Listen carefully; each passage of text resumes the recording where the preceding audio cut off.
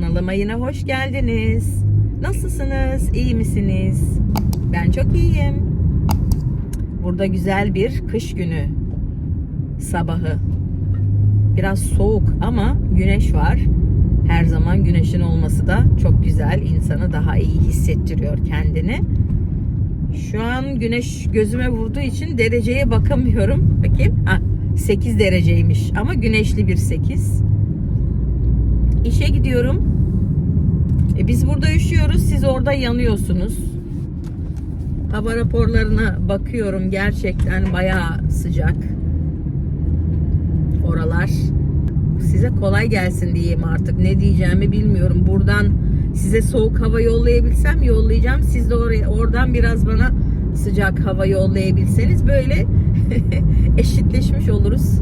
Neyse biz yavaş yavaş yaza doğru gidiyoruz. Siz de yavaş yavaş yeniden kışa doğru gidiyorsunuz. Bugüne kadar bu hafta pek bir şey olmadı. Yeni bir şey, ben artık nihayet ana branşıma döndüm. Mornington'dayım. İşte bu 3. günüm. Orada daha çok dediğim gibi personel var. Daha çok böyle yapmam gereken işlere vakit bulabiliyorum. O var. Yarın gece, yani Perşembe gecesi eski bankamdan yakın arkadaşlarımla yemeğe gidiyoruz. O da Bereket Mornington'da. Yani işten çıkacağım.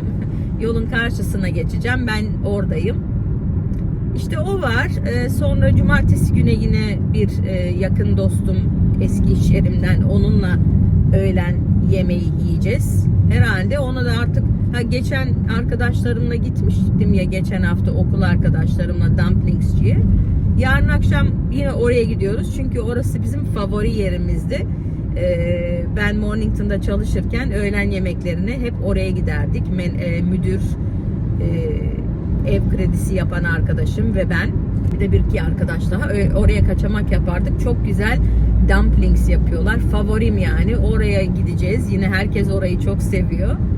Oraya gideceğiz. Cumartesi günü de arkadaşımla, diğer arkadaşımla yine dumplingçiye gitmeyi düşünüyordum. Fakat yani 7 gün içinde de 3 kere dumplings yemek biraz fazla gelebilir. Onda belki pizza yemeye gideriz. Onunla daha nerede öğlen yemeği yiyeceğimizi karar vermedik. Onu orada yaparız. Pazar günü de Murat ve Sezer'le bir etkinlik yaparız artık.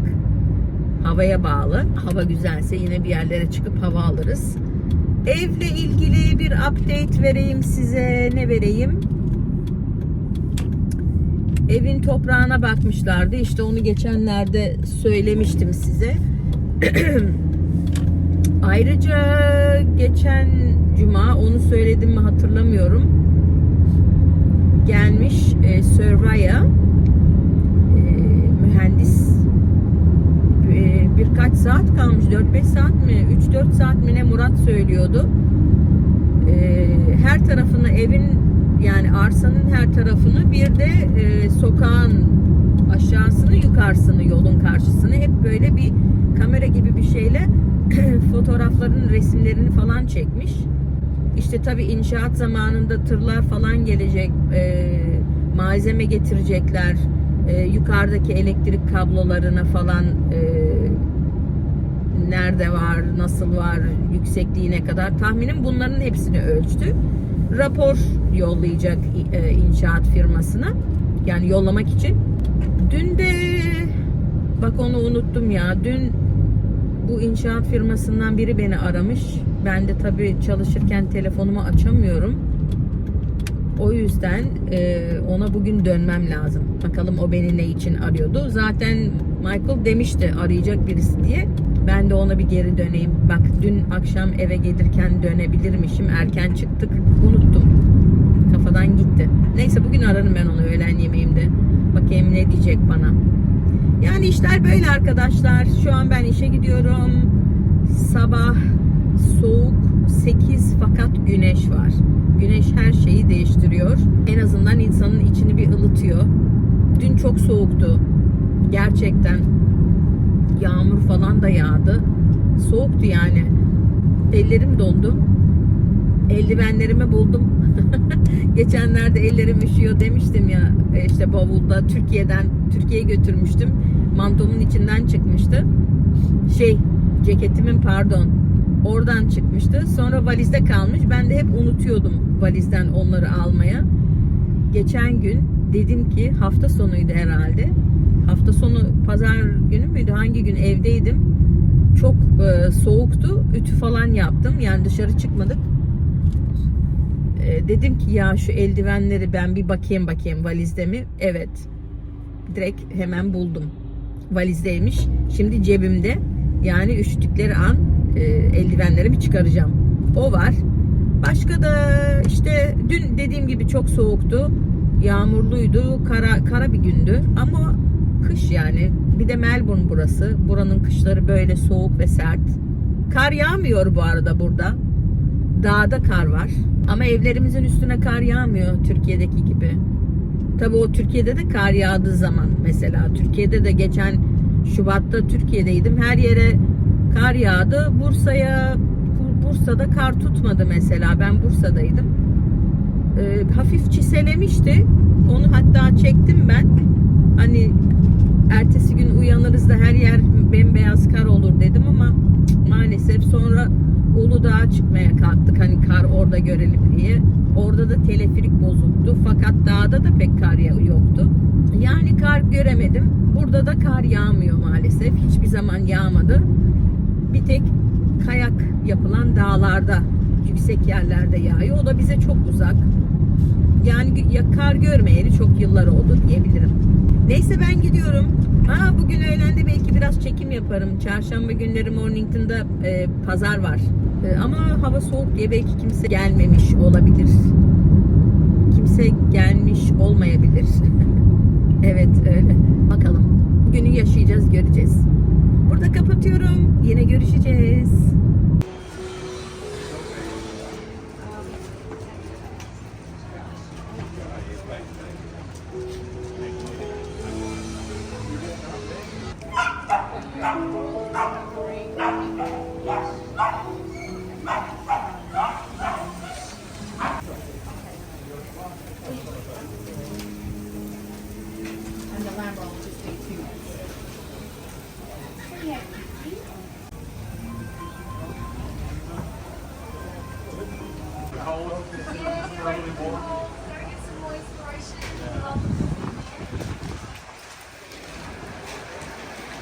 Arkamdaki stand Türkmüş. Börek satıyorlar orada. Şimdi duydum. Müşteriye bakıyorlardı. Konuşmadım. Bugün sonmuş. 4 haftalığına Türkiye'ye geliyorlarmış. Tabii burası kış. Kıştan kaçıyorlar. Bir aylığına Türkiye'ye geliyorlar. Sonra Eylül ayında yeniden açacaklarmış. Bir gün merhaba derim onlara da.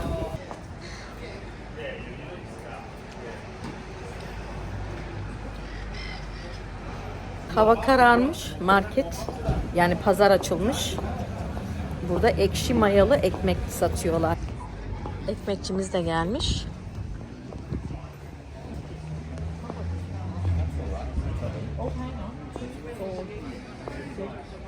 Akşam oldu. Perşembe akşamı arkadaşlarla yemek saati yaklaşıyor. Ben biraz erken çıktım bu gece ama arabada oturdum. Dumpling restoranında oturacağıma. Orası biraz soğuk oluyor. Pek orayı ısıtamıyorlar. Arabada oturdum ve gecikmiş olarak yorumlarıma cevap verdim. Kusura bakmayın arkadaşlar. Birkaç gündür yorgundum ve yoğundum. O yüzden pek cevap veremedim istediğim şekilde. Ama şu an hepsini cevaplamış bulunuyorum. Şu an üstümden böyle bir yük kalktı. Hepsini cevapladım. Haydi gidelim dumplings yemeye.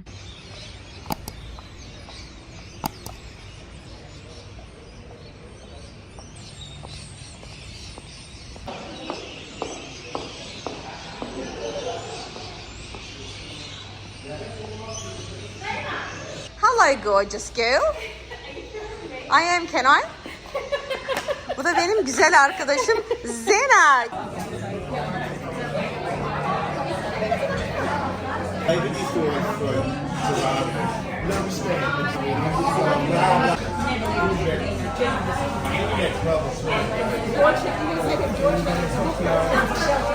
Günaydın arkadaşlar. Soğuk 5 derece. Soğuk bir Cuma sabahından merhaba diyorum. İş haftasının son günü. Bu hafta çok çabuk geçti gibi geldi. Bana geldi öyle ama yine de tabii haftanın bitmesi çok güzel bir şey. Yoksa yani hayatımızı çalışmakla geçiriyoruz. Biraz da eğlenelim. Akşam arkadaşlarla çok güzel oldu. Bazılarını uzun zamandır görmüyordum. 2 tane menajerim, müdürüm, birisi Punit, birisi Chris. Onları uzun zamandır görmüyordum. Akşam görüştük işte orada. Onlar da davetliydi. Yani böyle eskiden zaten öğle yemeklerine falan giderdik. Bankanın yılbaşı partilerinde görüşürdük. Zaten çalışırken arada bir birbirlerinin branşına gidiyorsunuz, görüşüyoruz. Onlarla yemek yedik. İşte güzeldi. Bu hafta 2. dumplings yiyişim. Şimdi bir de yarın bir arkadaşımla gideceğim. Onunla da yiyeceğim. Şimdi şansa bakın, benim şu anki yeni bankamdaki menajerim de müdürüm akşamki yemekteki olan arkadaşımın biriyle de eskiden çalışmış. O eski bankamda. Yani dünya çok küçük. Nereden nereye? Arkadaşlarımdan biri de Zena. Ben onunla şaka olarak takılıyorum. Kardeşlerinden birine benziyorsun diye. Zena Kardashian diyorum ben ona. O da vardı. O çok yakın dostum. Siyah saçlı. O çok güzel, çok tatlı bir Lübnanlı kendisi. Lübnan asıllı. Benden biraz küçük ama olsun, yani arkadaşlık yaptığın zaman yaş bence önemli değil, kafaların uyuşması çok önemli. Yani benim kendimden yaşlı, kendi yaşlarımda ve yaşımdan küçük olan arkadaşlarım da var. Önemli olan, dediğim gibi, kafaların uyuşması, anlaşılması, bunlar çok önemli. Yaş sadece bir sayı. Kim sizi mutlu ediyorsa bence onlarla arkadaşlık yapın. Yaşla ne alakası var, değil mi? Aynı yaşta olup içini sıkan insanlar da olabilir. Yani kafalarınızın uyuşmaması bence o. İçinizi ondan sıkılır yani. Hani kafalar uyuşmayınca bence herkes anlaşabildiği insanlarla arkadaşlık yapsın. Bence herkes daha mutlu olur böylece. Bence. Neyse, onları yaptık işte. Sonra dedik ki bunu daha sık yapalım. Çok iyi vakit geçirdiğimiz için daha sık yapalım dedik. Zaten herkes bir yere savruldu. Eskiden bir arada çalışıyorduk. Şimdi herkes başka bir yerde. Ama ben de akşam onu dedim zaten. Hani tabii herkesin hayatı kendine.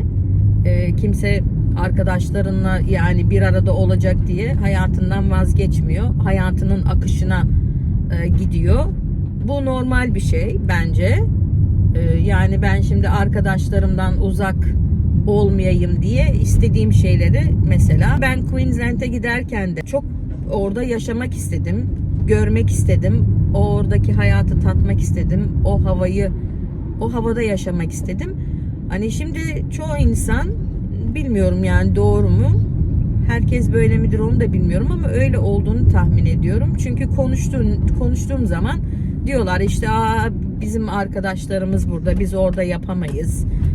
Veya işte benim ailem burada falan filan diye yapamayan insanlar var. Arkadaşlarım için ben hiçbir zaman mesela hayallerimden vazgeçmem. Arkadaşlarımı seviyorum fakat ben onlara göre yaşamıyorum mesela. Hani onlardan uzak kalacağım falan filan. Yani arkadaşlığın temeli sağlam ise, gerçek dostsa, bence ne zaman görüşsen o arkadaşlık kaldığı yerinden devam eder. Telefonla görüşürsün. Ondan sonra ne bileyim yani bir türlü kontakta kalırsın ama öyle her gün görüşmem gerekmiyor arkadaşlarımla. Herkesin zaten kendi hayatı var. Yani yarın öbür gün olur da hani ben arkadaşım için gitmesem bir yere, ay arkadaşlarım burada ben onlarsız olamam desem, yarın öbür gün belki arkadaşım taşınacak. Ne yapayım, bu sefer arkadaşımı mı takip edeyim, değil mi? Yani benim görüşüm bu, böyle bilmiyorum. O yüzden yani herkes kendi hayatını yaşıyor. Hayallerin varsa bir şey yapmak istiyorsan bence kendin için yapman gerekiyor. Mesela benim bir arkadaşım var. Türk. Yıllar önce tanıştık mesela. Biz bu bölgeye taşınmadan önce 25 seneden önce tanıştık kendisiyle. Onlar da yeni Türkiye'den gelmişti eşiyle. Çok iyi anlaştık. Kafalarımız çok uyuştu. Belki senede bir günü doğum günlerimizde araşıyoruz.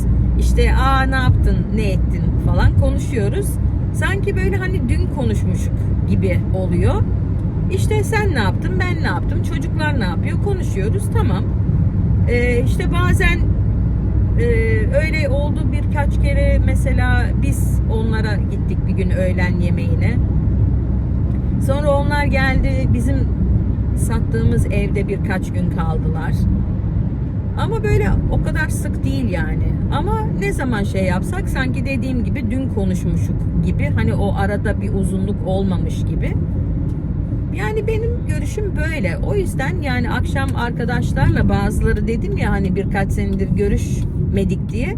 Hani sanki böyle akşam, sanki hani dün görüşmüşük gibi veya geçen hafta gibi, böyle hiç o aradaki soğukluk falan olmadı. Yeniden hemen kaynaştık. Yani böyle arkadaşlıklar çok güzel. O yüzden yani hayalleriniz varsa, sağlam da arkadaşlarınız varsa bence hayallerinizin peşinden koşun. Çünkü hayat çok kısa. Yarın öbür gün pişmanlık duymamak için istediğiniz, işte bölge değiştirmek istiyorsanız değiştirin. Ne o, gider gelirsiniz veya senede bir iki kere görüşürsünüz yani. Her gün görüşmeye ne gerek var? Yani değil mi? Herkesin işi gücü var. Bence. Yani akşam güzeldi kısacası. Benim anlatışımla biraz uzun oldu ama öyle. Yani görüş açım budur. Şimdi yarın yine bir arkadaşla görüşeceğiz. Bende yemek yeme patlaması oldu, görüşmesi oldu ama olsun. Uzun zamandır dediğim gibi kimseyi göremiyordum. Herkesle yeniden görüşüp tazelemek çok güzel oluyor. Akşam yine planlar yaptık. Birkaç ay sonra onlar da gerçekleşirse sizleri de yanımda götüreceğim. Çok güzel birkaç tane böyle bir eğlence toplanma diyelim. Müzikli toplanma. Ama çok enteresan. Şimdiden söylemiyorum. Çünkü belki gerçekleşmez. Değişik sebepler yüzünden. Yani olabilir. Hayat bu. Yani yarın ne olacağımız belli değil. Olursa kesinlikle sizleri de oraya götüreceğim. Bayılacaksınız. Şimdi ben cuma günümü çalışmak için işe koyuldum. Hala hava 6 derece. Gözüküyor mu buhar? Arabada sobayı daha açmadım. Isınsın diye araba, ama şu an açabilirim. Bayağı bir soğuk. Ama hafif güneş var sanki. Ama soğuk, ellerim soğuk, eldivenlerim cebimde, çıkınca giyeceğim. Neyse, görüşürüz yarın. Günaydın ve merhaba arkadaşlar. Bugün yağmurlu bir cumartesi günü. Bugün de son arkadaş yemeğine gidiyorum. Bu haftalık. Bu haftalık. Son arkadaş değil. Bugün biraz yağmurlu ama olsun. Yağmur berekettir. Ya sadece dışarıda pek bir şey yapılamıyor. Ama o da olsun. Yani kışın yağmur yağsın. Ben gidiyorum. Şu an 10 derece hava. Soğuk. Yine Mornington'a gidiyorum. Bu hafta 3 kere dumplings yiyorum. Dumplings'e doyacağım artık diyeceğim ama doymak mümkün değil. Yani o kadar güzel. Bu patlıcanlı dumpling'i size anlatamam yani, o kadar güzel. Yiyen herkes de çok beğeniyor. Eminim siz de yiyebilseniz. Melbourne'da olan arkadaşlarım yiyebilir. Mornington'a gelirseniz tavsiye ederim. Ama Türkiye'deki arkadaşlarım için biraz zor olabilir. O yüzden kusura bakmayın. Sizin de canınızı çektirmiş olabilirim. Ama yani anlatmakla ben bitiremiyorum bu patlıcanlı dumpling'i. Çok güzel. Mantı gibi bir şey ama değil. Böyle tavada kızartıyorlar altını. Hoş, haşlanmışı da var. Fakat ben tavada, altı hafif kızartılmış. Sonra böyle buharlı gibi biraz içine su atıyorlar. Üstü de böyle yumuşak kalıyor. Ben onu çok seviyorum. Ona pot sticker diyorlar. Ama muhteşem, bir de böyle acılı yağlı bir sos şey veriyorlar.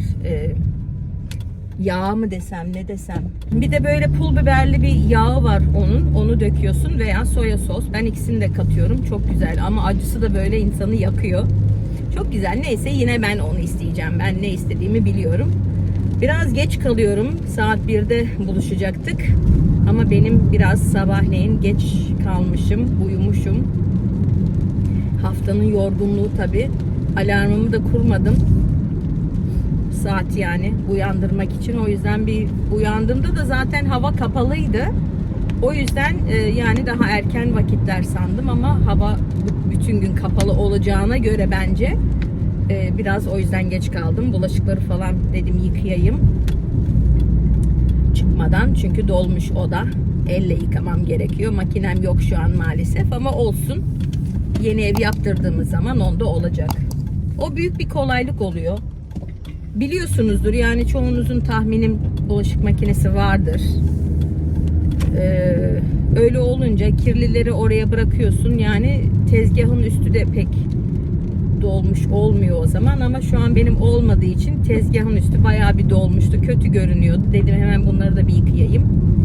Yani öyle. Sabahım biraz yavaş başladı. Şimdi akşam şey bakıyordum, kiralık ev bakıyordum. Bir tane buldum. Bir iki tane buldum hatta Mornington'da. Dün de bankaya bir emlakçı da çalışan bir bayan geldi. Onların günlük çeklerini yatırmak için. Onunla dedim ya böyle benim bana 1-2 ay içerisinde dedim böyle 2 yatak odalı bir şey lazım.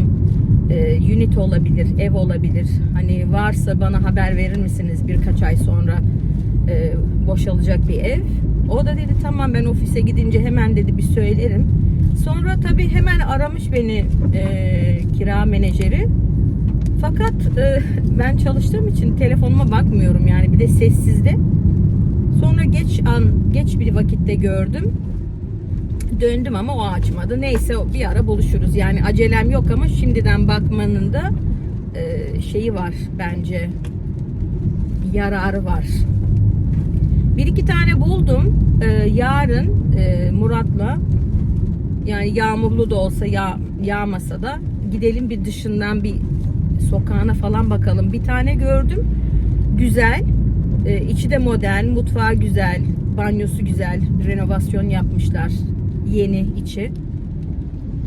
Suya da yakın, denize yani, yürüme mesafesinde. Bir de köpek için yani Remzi'yi de düşünüyorum tabi. Remzi'nin de kayıtsız gidebileceği bir yer var orada eve yakın. Yani bu dediğim yere yakın. Bir şöyle bir bakalım mahalleye, işe de yakın. Yani mesafe, git gel zamanı. En azından bir sene böyle işe yakın oturursam benim için de yararı var. Hem sabah hem akşam git gel böyle 5 dakika arabayla yürünebilir de, fakat yani işe yürümek istemem pek, hele yazın insan terler yani, öyle arabayla gidilir 5 dakika yani, çok yakın. O var, onu çok beğendim. Dediğim gibi yani önümüzde bizim yazın denize gideriz. Buraya gelmemize gerek yok. Zaten biz çoğu zaman hafta sonu hep Mornington'a bir uğrarız yani. En azından böyle de Mornington'da bir sene yaşamış olurum. Orada çünkü her yerde demeyeyim. Burada yaşadığımız bölgede 3 semtte yaşadım. Bir orada yaşamamıştım. Şimdi orada da bir yaşama zevkini alayım. Belki çok beğenirsem neyse, oralara gitmeyelim. Daha oraya gitmek için erken. Kirada oturabiliriz. Bakalım Mornington'da yaşamak nasıl. Neyse böyle düşünceler var. Artık işte ev aramaya başlamamız lazım. 1-2 tane fiyat aldım yıkım için. Birisi çok iyi fiyat verdi. Fakat onu şimdi bu gece döneyim. Bu hafta çok yoğundum. Çalıştım. Yemekler, randevular falan derken incelemeye vakit kalmadı. Şimdi onu Murat'la bakalım. Onu bir ayarlayalım. Yarın yine Michael ile görüşmemiz gerekiyor. Saat 10.30'da sabah. Artık yani kira işinde ciddi düşünmem lazım. Çünkü bir an önce şu işe bir başlasınlar da ben de bir an önce evime kavuşayım. Tüm bu işlemler bir sene bile sürmeyebilir ama olsun, şöyle olsun, yani ev bittikten sonra da ufak tefek işleri olacak. Mobilya almamız gerekecek tabii. İşte temizlik olur, beton dökme olabilir garaja giriş yerine, bahçe işleri olabilir. Çünkü bunlar bir tek evi yapacaklar. Bahçeyle ilgili bir şey bana vermeyecekler. O yüzden hani kira erken bitirirlerse kiradayken bu öteki işleri de yaptırabilirim. Tertemiz eve girebilirim. Mobilya alışverişimi yapabilirim kiradayken. Yani direkt eve götürebilir. O işlerle uğraşabilirim. Yani hani erken bitirirlerse onu demek istiyorum. Çünkü kontratı bozmak istemem. Böyle değerlendirebilirim. Öyle. İşler. Neyse bakalım, bu arkadaşla da yemeğimizi yiyelim. Ondan sonra planlar. Sessiz ve sakin bir hafta sonu geçireyim bakayım. Bir dinleneyim. Bu hafta dediğim gibi çok yoğundu. Şimdi tabii yarınki videomu da hazırlamam lazım. Ona hiç vakit bulamadım. Hiç bu hafta pek shorts da atamadım. Bir kere atabildim. Yani yorgun geliyorum. Pek anca yorumlarıma cevap verebildim bu hafta. Bakalım, videoyu yapalım, hazırlayalım, atalım. Ondan sonra kalan cevap veremediğim yorumlara da cevap vereyim. Onları yapayım. Yani böyle ufak işler. Yani pek gezme tozma işleri yok dışarıda. Ama havalar güzel olunca çıkıp gezeriz. Sizleri de yanımıza götürürüz. Neyse ben yemeğime gidiyorum. Görüşmek üzere. Evet. Geldim. Yağmur yağıyor. Görüyorsunuz, şemsiyemi de aldım. Ne olur ne olmaz. Şimdi yine Mornington'a geldik. Bakın. Yine de insan var ama ya. Yağmur yağıyor ama Mornington'da her zaman birileri dolaşıyor böyle.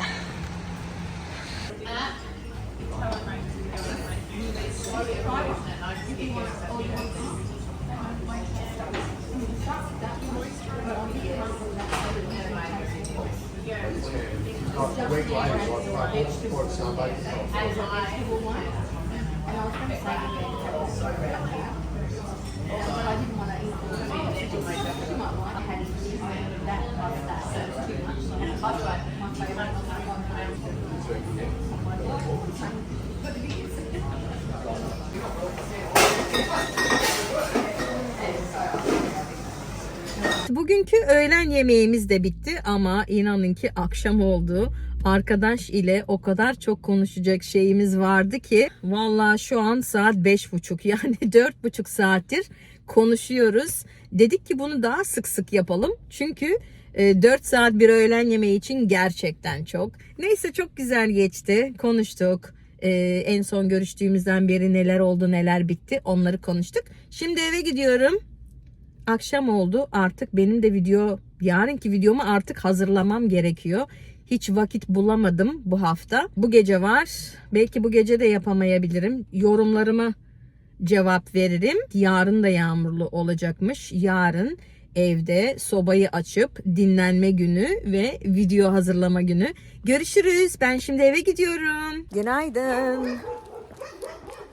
Soğuk ve yaş bir pazar gününden merhaba. Biz sabah yürüyüşüne çıktık. Bugün fazla bir şey yapamayacağız. Çünkü hava yağışlı. Gördüğünüz gibi bulutlu. Yağışlı araba geliyor. Sisli, böyle bir kapalı, evet. Yani. Kapalı, evet. Yağmur bekliyoruz. O yüzden yağmur yağmaya başlamadan dedik ki hemencik Remzi'yi bir yürüyüşe götürelim. Ne diyorlar bu havalara? Depresyon havası. Evet, depresyondayım. Evet. Ben güneş göremediğim zaman depresyondayım. Evet, Murat öyle. Bugün fazla bir şey yapamayacağız. Yağmur başlayacağı için biraz sonra yürüyüşümüzü yapalım. Ben de eve gelip hala bütün hafta bugünkü videomu hazırlamadım. Düşünün, bugünkü video olmadı bir türlü. Vakit bulamadım, yorgundum. O yüzden bugüne kaldı. Bir an önce ne oluyor orada? Remzi işini görüyor. Ne yaptın sen? İşte bugüne kaldı dediğim gibi. Eve gidince bu yürüyüşten sonra videomu hazırlayayım ki vaktinde çıksın. Bekleyen izleyicilerime vaktinde videom gelsin. Beni özleyen izleyicilerim varmış. Ben de sizleri özledim. Ama yapamadım yani. Bu hafta gerçekten yoğun geçti. Gerçekten yoğun geçti. Geliyor bizimkiler. Murat'ın elinde torba. Haydi bakalım. Yağmadan eve geri geliriz. Golfçüler arabalarıyla gidiyorlar. Oo, bir tane daha geliyor. Yavaş, dikkat. Araba geliyor. Hoppa. Bak, yağmur yağmış. Akşam mı? Dün de yağdı. Böyle su birikmiş ama yine de golfçiler vazgeçmemiş. Nereden gidiyoruz? Buradan mı? Bu yeni golf sahasını gezelim. Gezelim, ben buraya gelmedim sanki. Bu evlerinde böyle direkt golf korsa bakıyor. Güzel burası. Evet, golfçilere bakalım. Pazar günü golf oynayanlar. Çok iyi attı herhalde. Evet, burada ördekler var. Bakın, ördeklerimize bakın. Bir kere söylemişimdir herhalde. Şu ördeklerin gagaları yeşil.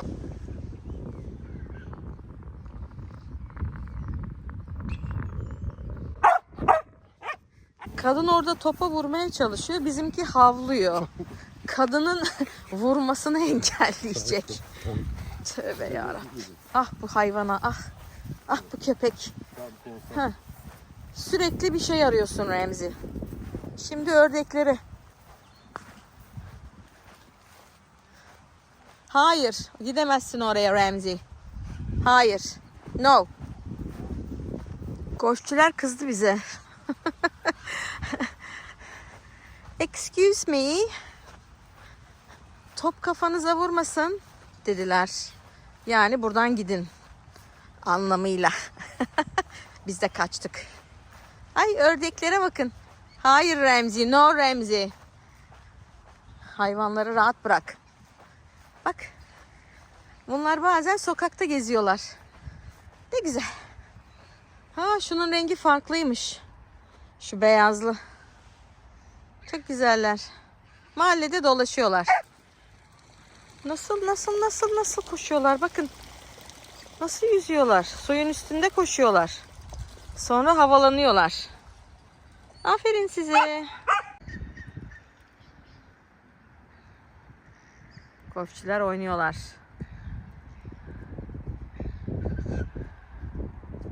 Kaçtık oradan. Kaçtık, onları rahat bıraktık. Böyle de ördekler. Kuğuları göremiyoruz bugün. Remzi de bu ördeklere bir şeyi var. Zaaf mı diyorlar. İlla onları kovalayacak. Golfçiler çoğalmış. 3 tane araba görüyorum. 3 tane. Çiftler çıkmış. Golf oynuyorlar. Bu evlere de böyle tahta perde yaptırmak yasak. Açık olması gerekiyor. Askeri arabası gibi. Jeep mi bu? Hangi? Toyota mı? Ne o? Askeri arabası gibi, kamuflajlı. Ben daha önce bunu nerede gördüm? Böyle bir araba gördüm ben bir yerde. Görmüştüm. Land Rover'ymış.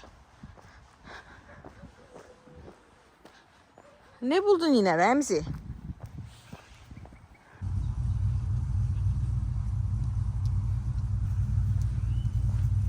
Buraya kadar izlediyseniz ve videomu beğendiyseniz beğeni butonuna basmayı ihmal etmeyin. Ayrıca hala izleyip abone olmadıysanız abone olmayı da ihmal etmeyin. Kanalımın büyümesi için çok önemli. Ayrıca bugüne kadar abone olan tüm izleyicilerime çok teşekkür ederim. Selamlar, saygılar sunarım. Bundan sonraki videomda görüşmek üzere. Kendinize iyi bakın ve hoşça kalın. Avustralya'dan bol selamlar.